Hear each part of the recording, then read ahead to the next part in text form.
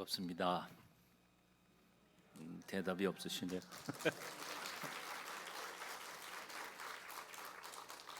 박수 받자고 반갑습니다 한 건 아닌데 기도하겠습니다. 살아계신 주님을 찬양합니다. 오늘 우리 가운데 계심도 믿습니다. 부족한 종을 세우셨사오니 오늘도 말씀 부족한 종의 입술을 통하여 말씀하여 주시옵소서. 예수님의 이름으로 기도합니다. 아멘. 3년 전 코로나 팬데믹이 터지고 몇 달 후에 많은 분들이 탄식하기 시작했습니다. 저희 교회 성가대 지휘자였고 또 코리아 헤럴드의 오케스트라 지휘자였던 집사님 한 분이 저한테 이렇게 말씀하시더라고요. 목사님, 제 평생에 1년치 연주회 다 취소된 건 이번이 처음입니다. 얼마나 낙심했던지 절망하면서 그렇게 얘기를 합니다. 검도 사범님이 제게 이렇게 말씀하셨습니다. 목사님, 제 검도 인생 55년 만에 검도장 문 닫은 게 이게 처음입니다. 저는 뭐라고 그럴게요? 제 평생 목회 중에 처음으로 예배당 문 닫았습니다. 몇 달 지나면 그냥 끝날 수 있을 거라고 생각이 들었지만 2년이 지나도 그 삶의 형편은 달라지지 않자 코로나 팬데믹 바로 직전에 은행에서 빚을 냈고 대학로에서 카페를 열었던 청년 하나가 예배 끝나고 나가면서 저한테 이렇게 말합니다. 목사님, 우리 다시 시작할 수 있을까요? 제가 뭐라고 대답을 하겠어요? 나도 모르지요. 그리고 마음속 한쪽 구석에서 나도 절망하고 낙심한 생각이 드는데 예배당 문도 닫아놓고 교인들도 얼굴도 못 보고 방송으로 설교를 하고 있는 제 판에 다시 시작할 수 있을까 그런 생각이 드는데 내 마음속에 그냥 뭐 불같이 이런 소리가 나더라고요. 야 임마, 다시 시작할 수 있냐 없냐가 문제냐. 우리 인생 무조건 다시 시작해 봐야지. 생각해 보면 우리의 인생은 할 수 있냐 없냐의 문제는 아닌 것 같습니다. 할 수 있든 없든 간에 상관없이 우리는 무조건 다시 시작해야만 하는 거 아닐까 그런 생각이 들었습니다. 우리가 당한 일들이 아무리 힘들고 어려워도 그리고 앞으로 헤쳐나갈 일들이 아무리 막막해도 우리는 인생을 포기할 수 없는 두 가지 이유가 있습니다. 첫째, 인생은 한 번밖에 못 사는 거니까요. 한 번 가면 끝나는 거 아니에요. 이걸 어떻게 우리가 포기해요? 두 번째, 내 인생은 이 세상 그 어떤 것보다도 더 중요한 일이니까요. 인생 사는 것보다 더 중요한 게 어디 있어요? 그리고 인생이 남의 인생도 아니고 바로 내 인생인데 남의 인생이라면 혹시 만에 하나 뭐 내 것도 아닌데 하고 포기할 수 있을지 모르지만 이게 내 목숨이고 내 삶인데 내가 어떻게 포기할 수 있겠어요? 포기할 수 없는 것이요. 처칠이는 말을 했다 그러죠. 결코 포기하지 마라. 절대로 결코 포기하지 마라. Never give up. Never. 여러분, 사랑이 무엇이라고 생각하십니까? 사랑은 포기하지 않는 겁니다. 어머니는 결코 자기 자식을 포기하지 못합니다. 그놈이 사고치고 금방 문제를 일으켜서 금방이라도 내쫓을 것처럼 불같이 화를 내시다가도 돌아앉아서는 가슴을 치면서 하나님, 저놈의 자식 어떡합니까? 눈물 뿌려 기도하는 게 어머니지요. 믿음이란 뭡니까? 포기하지 않는 겁니다. 난 널 믿어. 네가 지금 방황하고 있지만 언젠가는 돌아올 거라고 믿어. 하나님, 난 하나님 믿습니다. 지금은 나를 이렇게 냉정하게 나의 기도도 안 들어주시고 외면하는 것 같지만 하나님의 시간이 되면 하나님께서 나의 인생을 회복시켜 주실 줄 믿습니다. 믿음도 포기하지 않는 거죠. 인생도 포기할 수 없는 겁니다. 옛날 우리 어르신들은 그런 말들을 많이 하셨죠. 못나도 내 낭군, 잘나도 내 낭군. 이런 얘기 들어보신 적 있으세요? 그건 나이 들었다는 얘기예요. 젊은 사람들은 그런 얘기 들어본 적이 없어요. 우리 어머님이 15살에 우리 집에 시집을 오셨대요. 14살 때 우리 외할아버지가 이렇게 말씀하시더래요. 네 신랑 깜프 안 왔다? 6개월 지난 다음에 날짜 잡았다? 그때까지 한 번도 우리 어머님은 우리 아버지를 본 적이 없으신 거죠. 언제 처음 봤냐면 결혼식 날. 옛날에 결혼식은 다 마당에다가 이렇게 하니까요. 이렇게 면서퍼 쓰고 이렇게 하고 처음 본 거예요. 얼마나 궁금했겠어요. 15 어린 그 소녀가 내가 평생 믿고 살아갈 사람이 누군가 이렇게 봤더니, 그래서 제가 물어봤어요. 엄마, 아버지 어떻게 생겼습니까? 그랬더니 조그만 게 새까맣게 생겼더라. 되게 못생겼더라. 농사 지시던 분이니까 뭐 새까말 수밖에 없죠. 그리고 키도 조그맣고요. 그래서 내가 웃으면서 이렇게 말했습니다. 엄마 그냥 도망가 버리지 그랬어. 그랬더니 에이 그럴 수 있니? 그렇게 결혼하셨어요. 6남매 낳고 셋을 잃어버렸지만 남은 3남매 키워가면서 한 평생을 사시다가 나중에 아버님이 중풍에 걸리셔서 반쪽을 전혀 못 쓰셨죠. 말씀도 못 하시고 그 병구안을 7년 동안 하시면서도 불평 한마디 하신 적이 없으세요. 그렇게 사랑하시고 애틋하게 사셨어요. 우리 어머님 입에서 늘 하던 말씀 바로 못나도 내 낭군, 잘나도 내 낭군. 그래요. 아무리 못생겼어도 아무리 내가 실수투성이의 인생을 살았어도 내 인생인데, 남의 게 아니라 내 인생인데 내가 내 인생을 조금 힘들고 어렵다고 내가 포기할 수는 없는 거 아니에요. 그리고 이것도 2번 사는 인생도 아니고 1번밖에 못 사는 인생인데 내가 포기할 수 없는 거죠. 그러니까 사랑 때문이라도 믿음 때문이라도 내 인생 때문이라도 내 삶이 아무리 힘들고 어려워도 우리는 포기해서는 안 될 줄 압니다. 날마다 순간마다 포기하고 싶은 마음 생길 때마다 나 자신에게도 이렇게 말해야 돼. 포기하지 말자. 다시 시작하자. 다시 시작하자. 포기하려고 하는 옆에 있는 사람들에게도 우리는 늘 믿음을 가진 사람들은 충고해 줘야 될 거라고 생각합니다. 아니야, 다시 한 번 더 해봐. 하나님이 도와주실 거야. 다시 시작해보자. 아멘. 옆에 있는 사람 등 두들기면서 다시 시작합시다. 한번 인사해봐요. 좀 정성껏 진정을 담아서 다시 시작합시다.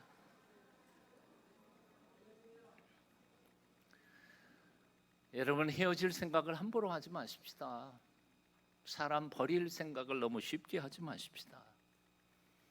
역사상 많은 사람들이 자신의 삶이 힘들고 어렵다고 해서 쉽게 포기했다면 위대한 인물들, 예를 들어서 에디슨 5,000번이나 똑같은 실험을 반복하고 재산을 다 말아먹는 데에도 불구하고 끝까지 포기하지 않으니까 이런 전구 다마를 발명하고 전기를 활용할 수 있게 만들었지 않아요. 아브라함 링컨 16번 만에 대통령이 됐다고. 스티브 잡스 애플 창업자, 그 사람 생애를 가만히 생각해 보면 좀 대단한 사람이에요. 포기할 줄 몰랐어요. 자기가 세운 애플사에서 쫓겨났어요. 자기가 세운 회사에서 자기가 그 CEO가 쫓겨나는 게 참 기가 막힐 노릇 아니에요. 근데 몇 년 뒤에 다시 돌아왔어요. 그래서 그 애플사를 다시 세운 사람이죠. 대단한 사람이에요. 백범, 김국, 호당, 조만식 선생, 베토벤 같은 사람 인생들을 가만히 살펴보면 이 사람들이 굽이굽이 인생길에서 포기했다면 결코 역사에 남아있을 수 없었던 사람들이에요. 다른 사람들 얘기할 것도 없고 저처럼 별 볼 일 없는 사람조차도 제 지난 인생 속에서 굽이굽이 포기하고 싶은 순간들이 한두 번이었겠습니까? 그때 아마 포기했더라면 더 이상 저는 이 세상 사람이 아니었을 거라고 생각이 듭니다. 요즘 여러분 부부 사이는 어떠신가요? 여러분의 부모와 자식 사이는 어떠신가요? 여러분의 신앙생활은 어떤가요? 주님과의 관계는 혹시 소원해지고 계신 건 아닐까요? 믿음의 감격을 잃어버리지 않으셨어요? 예전에는 찬송 불러도 기쁨이 넘쳐나고 천국의 소망이 가득했는데 요즘은 뭐 시들해서 기도해도 별 볼 일 없는 것 같이 느껴지고, 뭐예요? 다시 시작해 보십시다. 이번 기회를 통해서 여러분의 기도가 회복되기를 축원합니다. 여러분의 찬송과 그리고 봉사와 섬김에 하나님의 놀라우신 축복이 넘치시기를 축원합니다. 하나님께서 그렇게 회복시켜 주시기를 바랍니다. 뭐부터 다시 시작할까요? 간단해요. 우리는 믿음의 백성들이니까 믿음부터 다시 재점검을 해야 돼요. 도대체 믿음이 뭐냐? 나는 믿음 안에 있느냐, 믿음 밖에 있느냐? 참된 믿음이라고 하는 게 뭐냐? 굉장히 중요한 얘기죠. 오늘 본문 창세기 12장 1절부터 4절까지는 바로 그 기독교 신앙의 믿음의 첫 출발 가르쳐주는 굉장히 중요한 본문입니다. 아브라함을 왜 믿음의 조상이라고 표현했을까요? 바로 우리는 그 아브라함의 신앙을 뒤쫓아가는 믿음의 후배들이기 때문에 그런 거죠. 그래서 오늘 본문 말씀을 깊이 묵상하면 믿음의 가장 중요한 본질 몇 가지를 우리는 얻을 수 있을 겁니다. 이게 그냥 저녁 시간이면 잠자는 시간 조금 빼면서 길게 얘기할 수 있지만 주일 낮 예배라 제가 길게는 못하지만 네 가지의 중요한 사실, 오늘 본문이 가르쳐주는 네 가지 중요한 사실을 함께 소개하고 묵상하려고 합니다.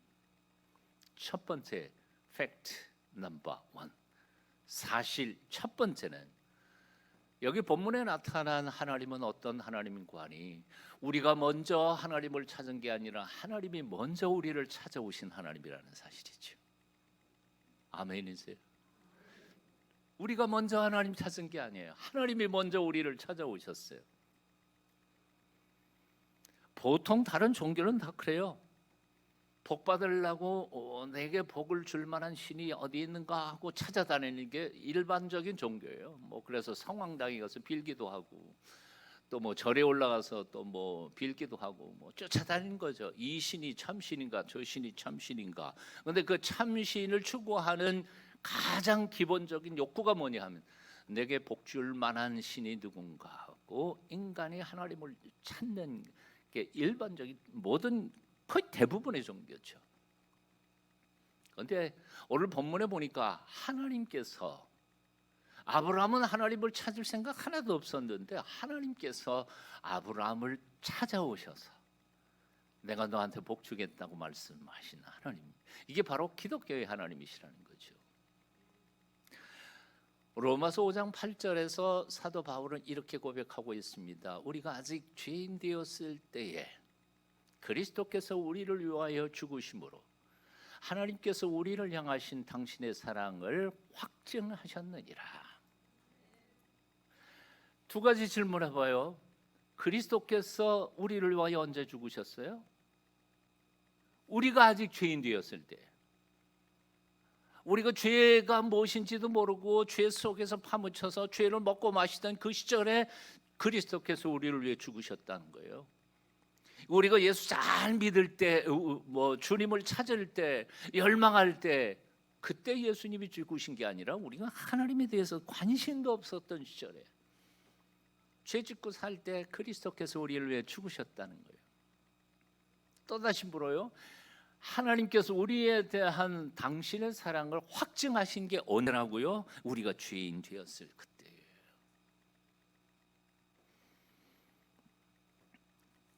우리 아까 우리 어머님 얘기했습니다만 사실 우리 집안에는 제 위에 형님들 누나 하나가 있었습니다. 그런데 10살을 넘기지 못하고 셋이 다 죽었어요. 차례대로 죽었어요. 차례대로. 그러니까 우리 어머님이 넷째를 낳기는 낳아야 될 텐데 넷째도 죽을까 봐 겁이 나신 거예요. 네. 절에 올라가고 70리 떨어져 있는 절에 올라가고 100일 새벽 불공 들여서 낳은 아들이 저예요. 우리 서씨 집안에 유명한 고승들이 좀 있어요. 몇 분들이 이렇게 찾아보시면 찾을 수 있을 거예요. 저도 아마 잘하면 그쪽으로 갔을지도 몰라요. 100일 그러니까 뭐 모태 신앙인들이 있다 그러는데 저는 모태 불자입니다. 어머니 뱃속에서부터 이제 절에 다녔으니까 태어난 그 해부터 시작해서 온 가족들이 70리에 떨어져 있는 절에 올라가고 봄 가을로 불공 드리고 내려왔으니까 4월 초파일에는 뭐 2, 3일 혹은 일주일 동안 올라가서 불공 드리고 내려오는 건 그건 아예 의무였으니까요. 근데 놀라운 것은 고등학교 2학년 초파일 4월 초파일 날 불공 드리고 내려온 다음 주에 그게 주일날이었던 거예요. 학교 안 갔으니까 제가 주일인 줄 알죠. 아침 밥상을 물리시면서 어머님이 저한테 이렇게 말씀하시더라고요. 야 정호야, 우리도 교회나 가볼까? 누가 전도한 게 아니에요. 근데 제가 뭐라고 대답할게요? 그렇죠 뭐. 나는 우리 어머님이 그때 왜 교회나 가볼까 그렇게 물으셨는지 그 이유를 지금 돌아가셨으니까 물을 수가 없어요. 천국 가서 다시 한번 물어봐야 될 것 같아요. 그걸 왜 안 물었는지 모르겠어요. 저 또한 왜 그때에 그러지요라고 대답했는지 내 마음도 내가 잘 모르겠어요. 근데 그렇게 둘이 쿵적거리고 얘기하는 중에 저는 고향이 강원도 춘천인데요. 서울에 살고 있던 우리 사촌 누이 내외가 그 주일날이 결혼 기념주일이었어요. 그래서 서울에서 춘천에 내려와 가지고 예배당에 결혼했던 예배당에 이제 기념주일날 예배드리고 간다고 예배당 가다가 가는 길목에 우리 집이 있었기 때문에 들어와 가지고 인사하고 간다고 우리 왔습니다. 우리 인사하고 가려고 그러는데 우리 어머님이 얼마나 화끈하고 성격이 결단력이 있는지 인사하고 가려고 그러는 사람들을 붙잡고 이렇게 말했어요. 우리 방금 교회 가기로 했다. 그랬더니 얼마나 놀랐겠어요. 전도를 감히 못했어. 얼마나 우리가 절에 열심히 다니는지. 그렇게 말하니까 너무 기뻐 뛰면서 지금 갑시다. 그래서 밥 먹다가 옆으로 눌려놓고 그 옷 그대로 그냥 예배당 갔는데 어머니 입에서 교회 나가볼까? 그렇게 말씀하신 지 20분 만에 예배당 안에 들어가 앉아있어요. 제가 이 얘기를 하는 이유가 있습니다. 그게 뭔고 하니 저는 한동안 누가 전도해서 나를 이끌어서 예배당 간 거 아니거든요. 어머니하고 나하고 둘이 의논해가지고 그날 예배당 가기로 해놓고 간 거니까. 그래서 한동안 저는 내가 절에 가던 발걸음을 교회로 옮겼다. 그건 의지가 내 의지로 어머니 의지로 간 거예요. 하나님이 나를 먼저 아니 내가 먼저 하나님 찾았지. 하나님이 나를 먼저 찾았어? 그건 말이 안 되는 거죠. 적어도 내가 결심해서 내가 부처님 대신에 예수님 선택한 거였지라고 생각했어요. 근데 몇 년 지나가면서 내 마음속에 있는 것을 말씀을 읽어가면서 성령의 역사하심을 깨닫는 중에 이런 걸 깨달았어요. 열심히 절에 올라다니던 중학교 1학년, 2학년 시절 교회 예배당 종소리만 딸랑딸랑 들으면 내 마음속 깊은 곳에 나도 언젠가 저기 가 있어야 될 것 같은 불길한 예감이 들었다고. 놀래지를 않으시네요. 절에 열심히 다니는 사람의 마음속에 나도 언젠가는 저기 들어가 있어야 될 것 같은 불길한 예감이었지만 나중에 곰곰이 생각해 보니까 성령께서 그때부터 내 마음속에 이미 감동을 주시고 부르고 계셨던 거예요. 그래서 저는 그렇게 생각해요. 그리고 믿어요. 내 발로 오늘 예배당에 이렇게 온 것 같지만 사실은 성령께서 여러분의 발걸음을 여기 이끌어 주신 줄로 믿습니다. 내가 예수 믿는 게 아니라 하나님께서 우리에게 믿음 주시지 않으시면 내가 믿을 수가 없어. 성령께서 내 마음속에 죄를 깨닫게 하셔야 내가 죄인인 줄 알지, 성령님의 역사가 아니고는 자신이 죄인인 줄조차도 깨닫지 못해요. 하나님께서 먼저 우리를 부르신 거예요. 사도 요한은 이렇게 표현하죠. 사랑은 여기 있으니 우리가 하나님을 사랑한 것이 아니요 하나님이 우리를 사랑하사 우리 죄를 속하기 위하여 화목제물로 그의 아들을 보내셨습니다. 오늘 항상 정직해야 될 것 같아요. 제가 지금 신세골 영성 수련회의 원장으로 은퇴한 후에 있습니다만 우리 자신의 속사람 영성을 날마다 성찰하면서 돌이켜봐야 돼요. 정말 내가 하나님을 사랑하고 있는 것일까? 내가 전능하신 하나님 앞에 덕점 보겠다고 하나님 앞에 알랑방구 끼고 있는 건 아닐까? 41년 목회하면서 나는 교인들 마음속에 신앙이, 진정한 참된 신앙이 별로 없다는 사실을 깨달았어요. 입으로는 하나님 사랑한다고 말하지만 하나님이 나 좀 복 주셨으면 좋겠다는 마음이 더 크지, 정말 하나님 사랑하는 건 아니야. 근데 성경을 보면 하나님은 정말 우리를 죽도록 사랑하셨어. 우리를 먼저 찾아오신 팩트 넘버 1, 사실 1번, 오늘 본문에서 우리에게 배우는 거. 내가 하나님을 먼저 사랑한 게 아니라 하나님이 먼저 나를 찾아오셨고 나를 사랑하셨음을 믿고 고백하는 것이 우리의 신앙의 1번입니다. 그 믿음 잃지 않기를 바랍니다. 두 번째 팩트 넘버 2가 있습니다. 그것은 뭔고 하니 하나님께서 아브라함에게 먼저 찾아오셔서 복을 주셨어요. 근데 그 복의 내용이 조금 달라요. 다른 종교에서는 나 혼자 복 받고 나 혼자 잘 먹고 잘 사는 거, 그 복을 위해서 성황당도 하고 뭐 불공도 드리고 그러잖아요. 그런데 오늘 본문 말씀 보니까 달라요. 하나님께서 아브라함에게 뭐라고 말씀하시는 거니? 내가 너에게 복을 줄 테니까 혼자 잘 먹고 잘 살지 말고 내게 받은 복을 남에게 나눠주면서 살라고 명령하고 있어요. 본문 말씀을 주의 깊게 잘 읽어봐야 돼요. 그래서 개역 개정판에서는 너는 복이 될지라라고 말해요. 그 복이 되어라라는 말은 내 자신이 복덩어리가 되어서 살아야 된다는 거예요. 옛날 개역 성경에는 복의 근원이 되어라 그렇게 표현했어요. 또 다른 번역에서는 너는 복의 통로가 되어라 그렇게 말씀해요. 그러니까 여기 본문에서 아브라함에게 주신 복, 우리에게 주신 그리스도인들에게 하나님께서 요구하시는 복은 나 혼자 하나님의 복 많이 받고 잘 먹고 잘 살다가 천당 가는 거, 이 복이 아니에요.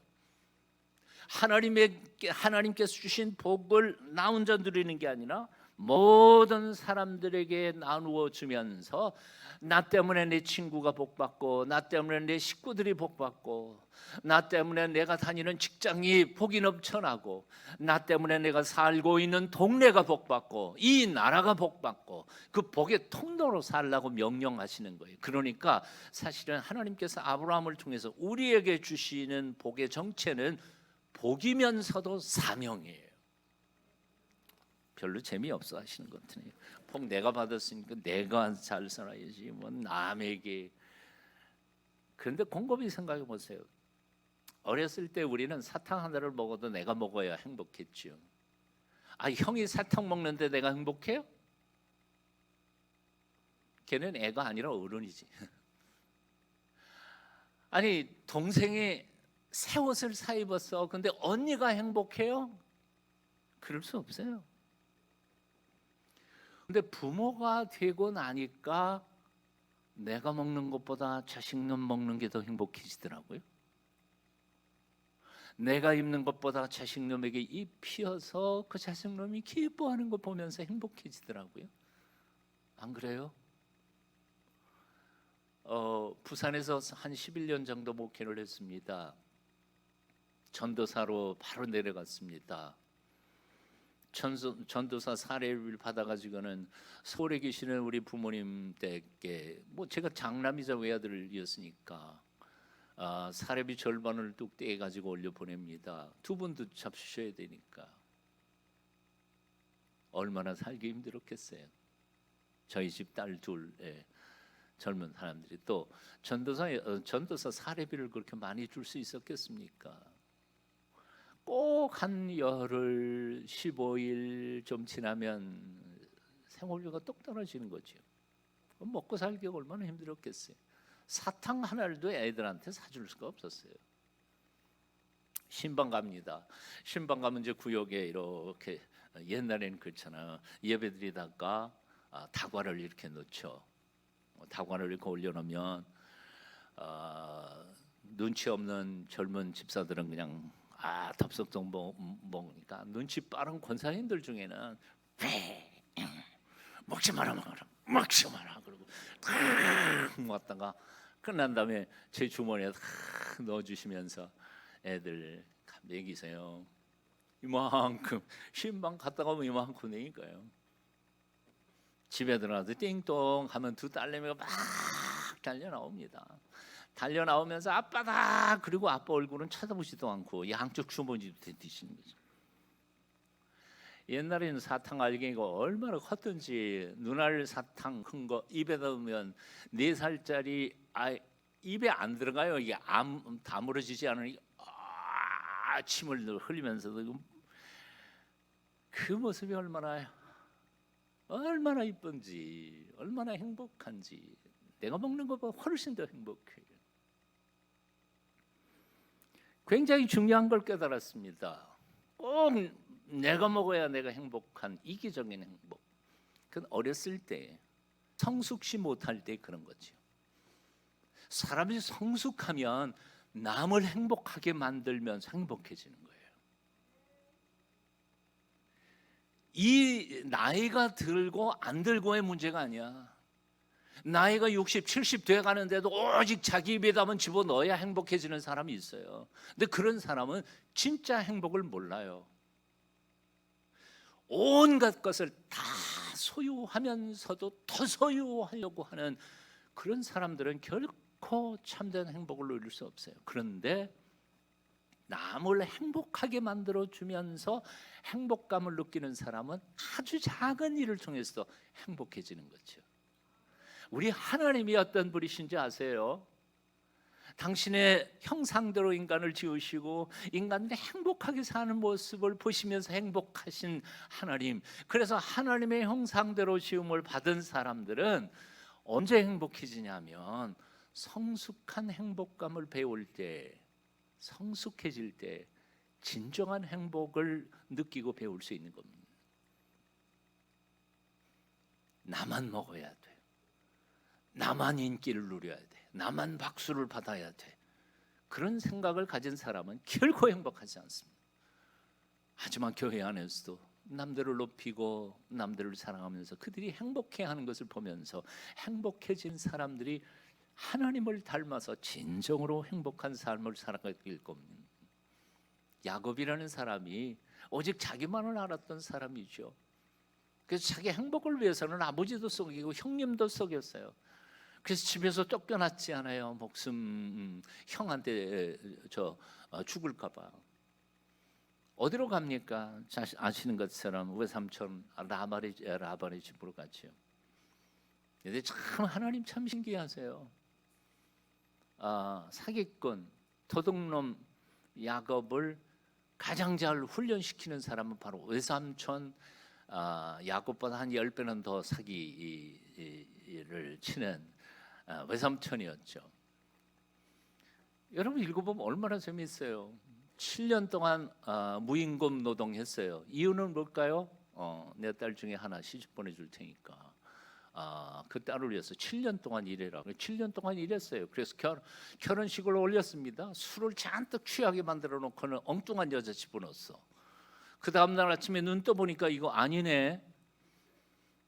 그러니까 외삼촌한테 가가지고 항의할 수밖에 없잖아요. 외삼촌, 동생 라헬이 내가 사랑한다 그러는데 왜 언니를 들여보냈어요? 그랬더니 막 우리 집안은 어쩌고 그래가지고 하여튼 원하면 하나 더 해가지고 또 14년을 무임금 노동 했잖아요. 이걸 가만히 보면 이런 거예요. 요즘에 잘 팔리지 않는 물건을 2개 붙여가지고 1+1 해서 이런 사기꾼이에요. 자기 조카한테 사기친 사람. 그러니까 라반이 곰곰이 생각해봐도 자기가 생각보다 하나님 앞에 복받을 만한 삶은 안 살았다는 걸 알아요. 그래서 창세기 30장 27절에 보면 라반이 야곱에게 이런 고백을 합니다. 여호와께서 너로 인하여 내게 복 주신 줄을 내가 깨달았노니. 여호와께서 너로 인하여 내게 복 주신 줄 깨달았노니. 야곱이 오기 전에는 부자가 아니었어요. 근데 야곱이 와가지고 사는 모습들을 보면서 하나님께서 큰 부자로 만드신 거예요, 라반에게. 그러니까 이 야곱이 저게 우리 집안에 복덩어리 굴러 들어왔구나 하고 감격하고 믿음을 고백하게 된 거죠. 적어도 우리가 하나님을 믿는 하나님의 백성들이라면, 예수 그리스도의 사람들이라면 이런 고백을 들을 수 있어야 된다고 생각해요. 여러분 어느 집으로 시집 가든지 간에 시아버지 시어머님이 아이고 우리 며느리 우리 집에 복덩어리로 들러왔어. 여러분이 어느 직장에서 일하시든지 간에 그 사장님이나 그 분들이 와, 김 부장 우리 회사의 복덩어리야. 여러분이 이 교회에 오실 때 우리 목사님이 김 집사님 우리 교회에 들어온 복덩어리, 그런 말 들어야 되는 거 아니에요? 그런 말 들으시면서 인생을 행복하게 사시기를 축원합니다. 예레미야 5장 1절 말씀에 보면 이런 말씀이 있어요. 너희는 예루살렘 거리를 빨리 왕래하며 그 넓은 거리에서 찾아보고 알라. 너희가 만일 공의를 행하며 진리를 구하는 자를 한 사람이라도 찾으면 내가 이 성을 사하리라. 하나님께서 북왕국 이스라엘 이미 멸망했어요. 남왕국 유다도 이제 멸망시키기로 작정했어요. 그래서 예레미야를 통해서 멸망을 선포하고 있었어요. 그런데 그 중에 하나님이 예레미야를 통하여 한 가지 유해 말씀을 하셨어요. 여기 예루살렘 성에서 나를 사랑하며 공의를 행하는 사람 한 명이라도 찾을 수 있다면 나는 그 한 명 때문에 여기 다 용서한다. 남유다 왕국 예루살렘이 왜 멸망당한 줄 아세요? 물론 그들의 죄악 때문이죠. 죄악이 관영해서 망한 거예요. 하지만 직접적으로 생각해 보면 아니에요.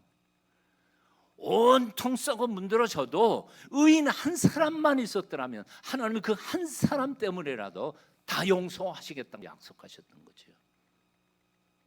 세상 돌아볼 거 없어요.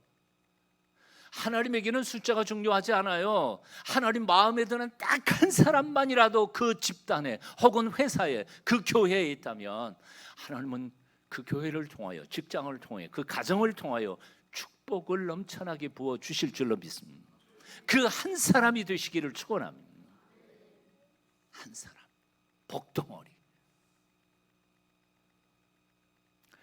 어떻게 그렇게 될 수 있을까요?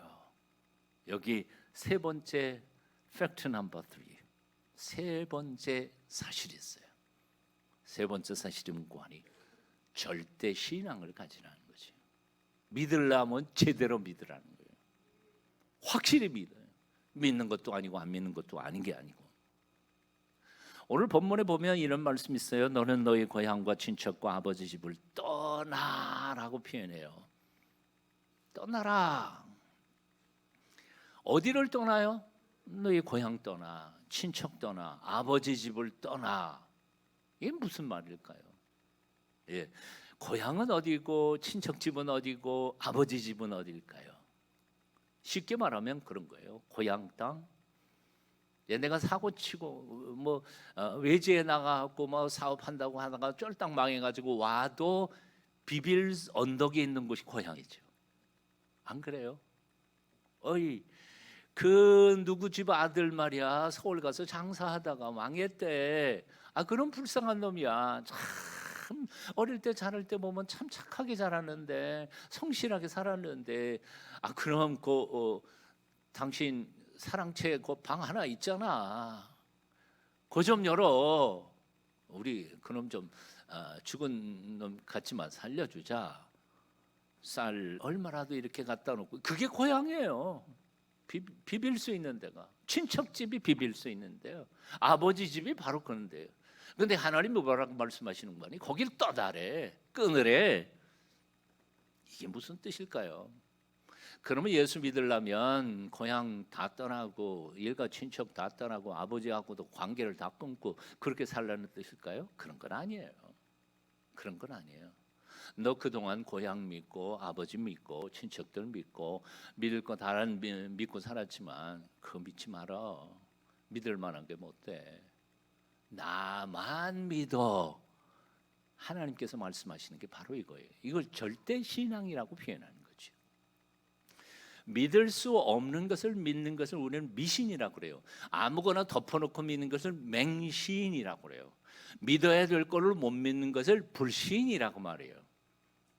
믿을 수 없는 것을 믿는 거, 그 대상이 바로 우상이에요. 그동안 너무 많은 사람들은 믿을 수 없는 것을 믿고 살아요.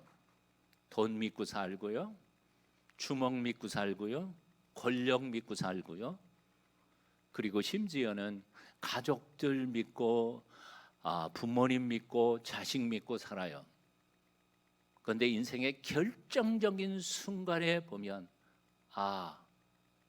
결국 우리 아버지도 한 인간이구나. 아버지가 나를 사랑하는 것은 틀림이 없지만 그러나 나의 죽을 고비를 아버지께서 책임져 줄 수 없다. 이 사실을 깨닫게 되죠. 안 그런가요? 내 아들 내 딸이 나를 정말 효성스러운 자식들인 것 틀림없지만 내 결정적인 순간에 그 아이들은 내게 힘이 못 되더라는 거예요. 믿을 게 못 되는 거예요. 근데 너무나 많은 사람들이 하나님을 믿는다 그러면서 엉뚱한 미신 믿고 그 우상 섬기면서 살고 있어요. 하나님 믿습니다 입으로는 말하지만 속으로는 아유 그래도 내 은행에 잔고가 얼마 있으니까 나 죽을 때까지는 먹고 살겠지. 은행 잔고 믿고 산다고요. 제가 한 20년 동안 서울에 있는 강남 모 호텔에서 사업가들과 성경 공부를 일주일에 한 번씩 했습니다. 이름을 대면 여러분도 알만한 큰 회사의 회장님 한 분이 오늘날 그 회사에 자기가 정말 100% 믿었던 분이에요. 자기 밑에 있던 부하 직원한테 다 맡겼어요. 워낙 골프를 좋아해가지고 해외로 골프 여행 다니다가 어느 날 갑자기 그 신복 믿었던 사람이 쫄딱 당해가지고 날라버렸어요. 어디로 숨어버렸는지. 그 소문을 듣고 얼마나 가슴이 아픈지요. 근데 그 다음 주에 우리가 화요일날 모였는데요, 제가 설교 끝나고 아침 식사를 하면서 같은 테이블에 앉아 있었어요. 장로님이신데 그 회장님 장로님이 저한테 고백하는 말이 그거예요. 목사님, 하나님이 사람은 사랑하라고 했지 믿으라고 한 건 아닌 걸 이번에 경험했습니다. 사람 믿었다가 이 모양이 됐습니다. 뭐 믿고 살래요? 하나님께서 우리에게 명령하시는 게 그거예요. 네 주먹도 믿지 마라. 네 머리 똑똑한 것도 믿지 마라. 내 은행에 잔고도 믿지 마라. 하루아침에 훅 하고 날아가 버릴 수 있어요. 저는 그런 분들 인생을 참 많이 봤어요. 왜? 믿지 마세요. 하나님만 온전히 믿으세요. 하나님만 절대 신앙을 가지고 절대 믿음을 가지고 살아가십시오. 아마 하나님 믿어서 좋고 그 정도가 아니에요. 하나님, 내게는 하나님밖에는 없습니다 하는 절대 신앙을 가지고 배수진을 치고 주님밖에는 내겐 소망이 없습니다, 그런 마음으로 온전히 붙잡고 살아갈 때 하나님께서 우리에게 은총을 베풀어 주실 줄로 믿습니다. 오늘도 하나님께서 우리에게 믿으세요. 우리에게 물으세요. 내 통장 잔고 믿을래? 날 믿을래? 내 백 믿을래? 네 친구? 천지를 창조한 나의 능력을 믿을래? 뭘 믿을래? 믿음 똑바로 해. 절대 신앙. 이 신앙을 오늘 아침 확인하실 수 있기를 축원합니다.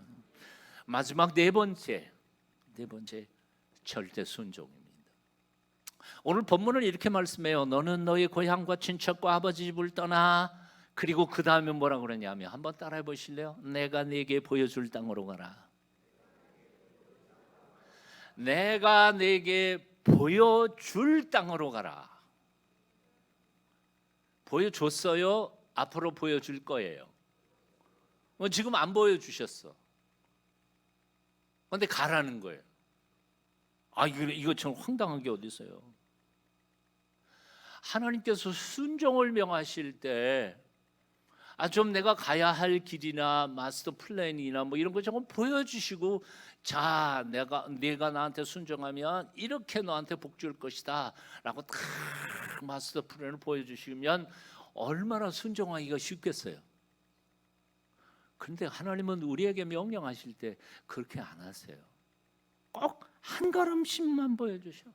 한 걸음 딱 떼면 그 다음 한 걸음, 앞에 어떻게 될지 알 수가 없어. 한 걸음 떼면 또 한 걸음, 한 걸음씩 한 걸음씩. 그래서 안희숙 사모님이 그 소개했던 찬양 있잖아요. 내일 일은 난 몰라요. 이게 신앙의 핵심이에요. 그래도 순종할래? 순종해. 절대로 순종해. 저도 가끔씩 하나님 앞에 앙탈할 때가 많이 있었어요. 하나님, 순종하겠습니다. 하지만 먼저 좀 보여주시면 안 될까요? 근데 하나님은 늘 제게 이렇게 말씀하셨어요. 아니, 보여주면 너는 그것만 믿고 살 거 아니야. 나만 바라보면서 조건 없이 무조건 와. 나 믿지? 그럼 나 따라와. 그게 하나님의 명령이더라고요. 아까도 얘기했지만 우리 형 둘 누나 하나 죽고, 제가 태어나고 내 밑에 누이 동생 둘이 태어났습니다. 고등학교 2학년 때 교회 나가기 시작했고, 대학 다닐 때 CC 신앙 훈련을 받으면서 하나님 살아계신 거 믿게 됐어요.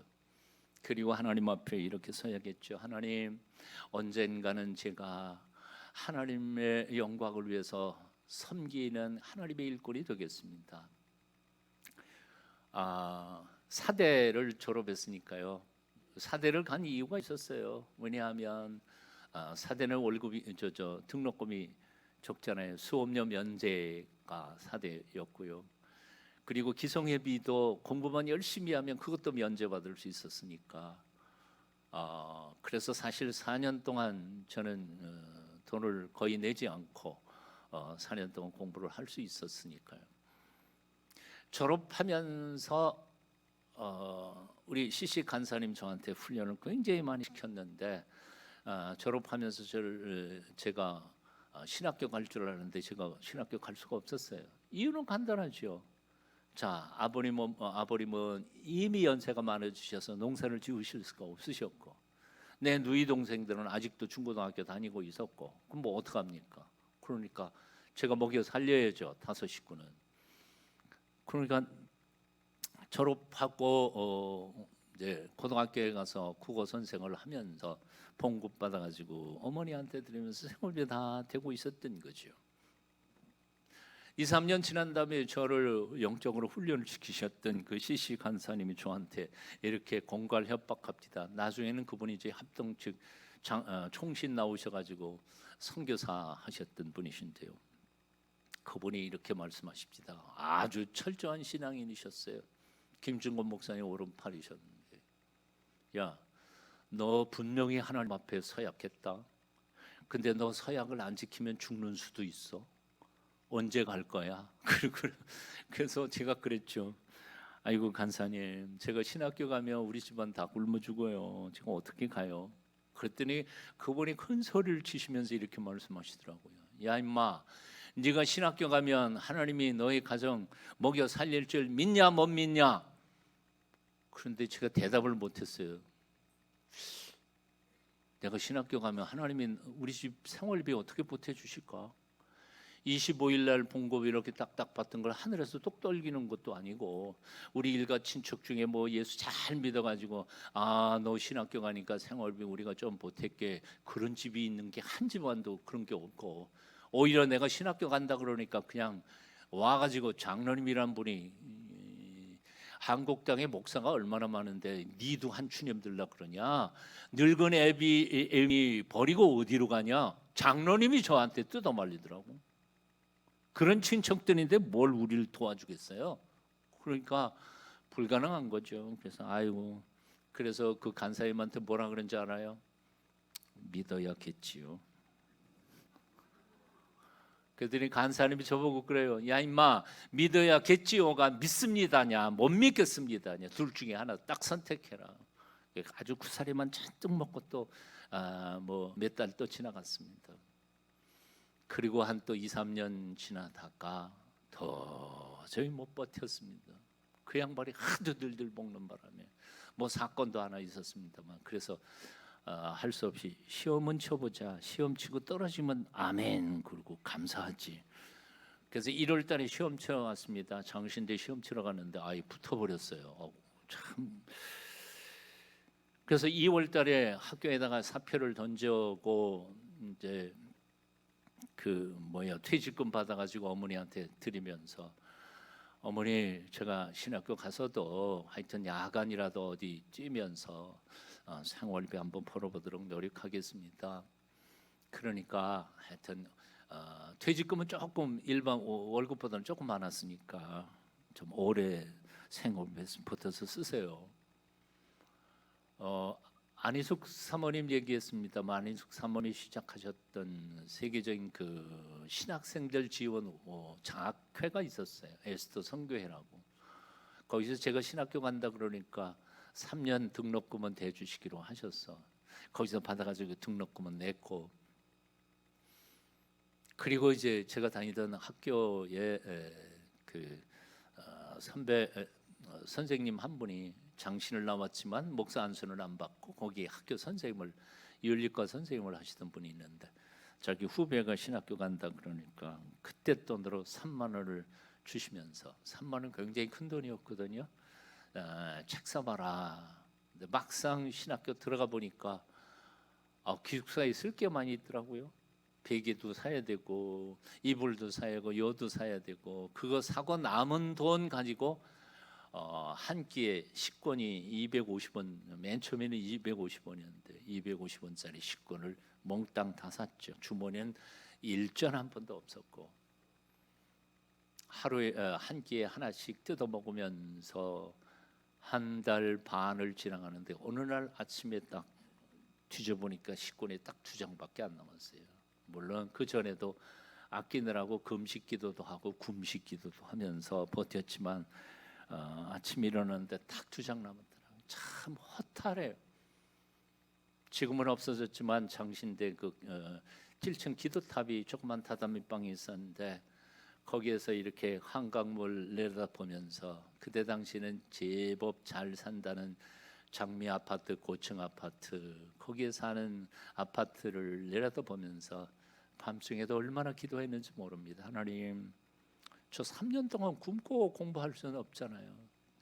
그리고 이제 생활비도 거의 다 떨어져 갈 텐데 우리 집안 생활비는 어떡하고요? 이 찢어지게 가난한 날 불러가지고 뭘 하시는 겁니까?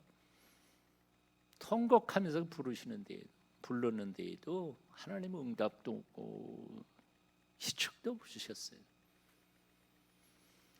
2장 아침에 일어나서 2장 보고 기숙사에서 이걸 하나를 먹어야 되나 말아야 되나 그러다가, 그래도 주머니에 있으면서 굶는 거 하고 없으면서 굶는 거 하고 조금 나이가 할 것 같아서 아침은 제꼈다 그러고 이제 수업 4시간을 봤는데 얼마나 배가 고픈지, 젊은 나이에 4시간 수업 끝나고 할 수 없어요. 뭐 나중에 굶은 한이 있어도 밥 먹어야 되겠다 그러고 갈라 그러는데 친구 녀석이 한 사람이 나한테 쭉 달려오더니 야, 너 게시판에 내 이름 붙었더라. 장학금 타각하라 그러더라. 장학금 내가 신청한 것도 없고 출산함도 없을 텐데 뭐 그런 게 다 있냐? 아니 그런데 하여튼 이름 붙었다. 그래서 그러냐고. 그래서 그 서목과 여직원이 밥 먹으러 가기 전에 가야 될 것 같아서 달려가가지고 서목과 문 두드리고 들어가는데 마침 그 여직원이 밥 먹으러 나오다가 나를 만났어요. 내가 서정호인데요. 장학금 타가라고 광고 받는데요.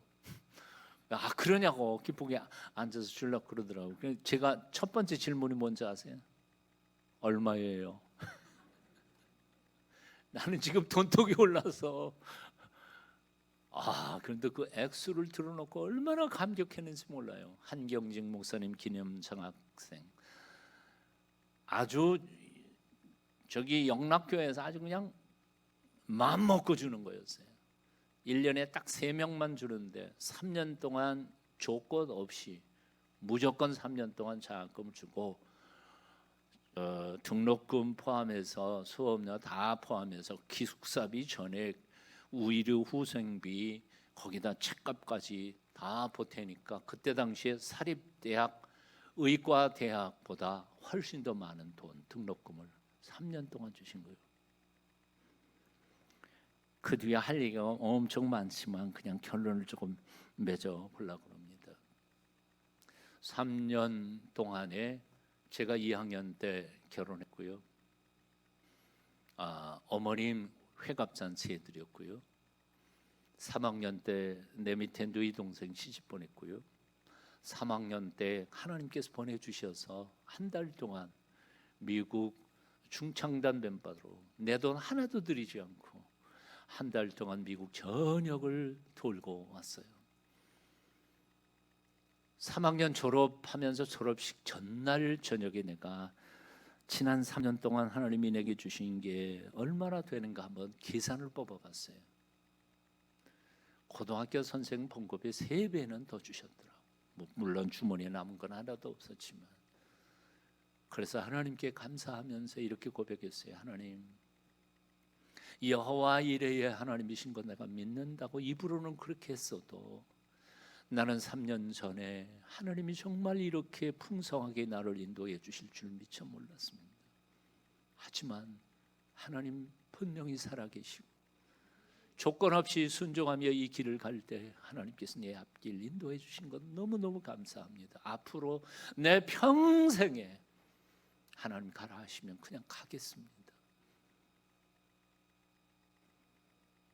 그 이후에 부산 가서 목회하다가도 한 6년 끝나고 7년 안식년 때 장로님들하고 얘기하면서 유학비 한 푼도 없었습니다. 2년 동안 담임 목사로서 미국에 유학 갔다가 2년 등록금 생각해 보십시오. 물론 장학금도 받았습니다만 갔다가 돌아온 거 기적 같은 일들이에요. 제 41년 평생에 하나님 앞에 기도하면서 꼭 교회에 필요한 돈이라고 하면 하나님께서 풍성하게 갚아주셨습니다. 돈이 없어서 일 못한 적이 한 번도 없었어요. 여러분 하나님 살아계신 건 믿으세요? 어절철하게 믿지 마세요. 하나님께서 한 걸음씩 한 걸음씩 인도하실 때 절대 순종하면서 앞으로 남은 생에 살아가게 될 때 하나님께서 기적으로 여러분의 인생을 인도해 주실 줄로 믿습니다.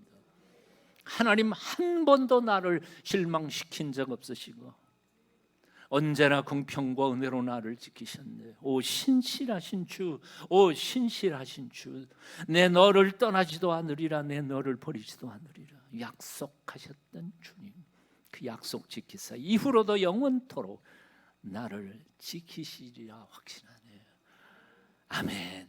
기도하겠습니다.